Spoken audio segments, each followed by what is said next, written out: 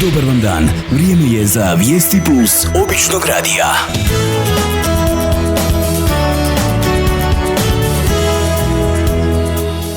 Dragi slušatelji, dobar dan. Hajdučke Vrlet i Blidinje bit će središte još jednog zanimljivog događaja. Ovu godinu drugi put za redom organizira se Vrleti Garden Party, o kojem će nam više informacija dati današnja gošća Vijesti Plus, gospođica Marija Vukoja-Lastvić. Gospođice Vukoja-Lastvić, dobar vam dan i dobrodošli na naše frekvencije. Dobar dan i vama, hvala vam na pozivu.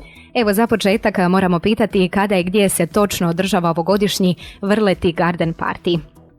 Održava se odmah pored Hajdučkih Vrleti, znači u Parku prirode Blidinje, na vanjskoj poziciji, 13.7. to je subota za neki 10 dana i evo nadamo se da će nas vrijeme poslužiti i da će sve biti kako treba. Što sve organizirate, što ste sve pripremili evo za goste?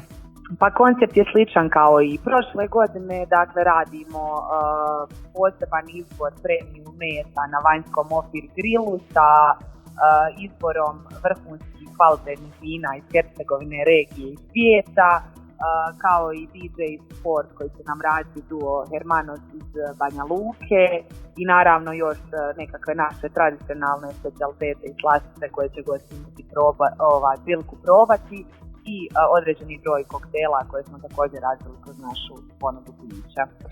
Recite nam kako zainteresirani mogu nabaviti ulaznice za ovaj događaj?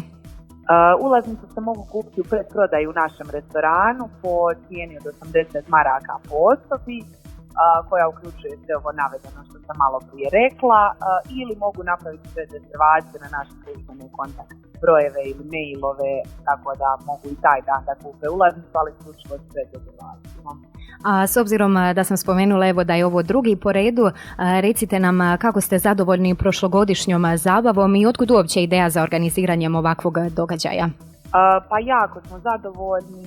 Što se tiče prošle godine, koncept se razvio iz čistog razloga jednostavnog da približimo ponudu koju radimo i vina koja imamo na našoj vinskoj karti široj publici i da na neki način stvorimo jedan takav ozbiljni događaj na višoj razini u Parku prirode Blidinje. I evo za kraj razgovora imate li neku poruku za slušatelje? Pa evo svakako da nas posjete ukoliko budu u prilici, nevezano i za Garden Party, Park prirode Blidinje je sigurno odličan izbor u ljetnim mjesecima za bijeg od vrućina. U to svakako ne sumnjamo. Evo, gospođice Vukoja-Lastvić, veliko hvala na odvojenom vremenu i svakako puno sreće u vašem daljnjem radu želimo. Hvala vam najljepša, hvala na pozivu. U današnjim Vijestima Plus običnog radija ugostili smo gospođicu Mariju Vukoju-Lastvić s kojom smo razgovarali o predstojećem Vrleti Garden Partiju.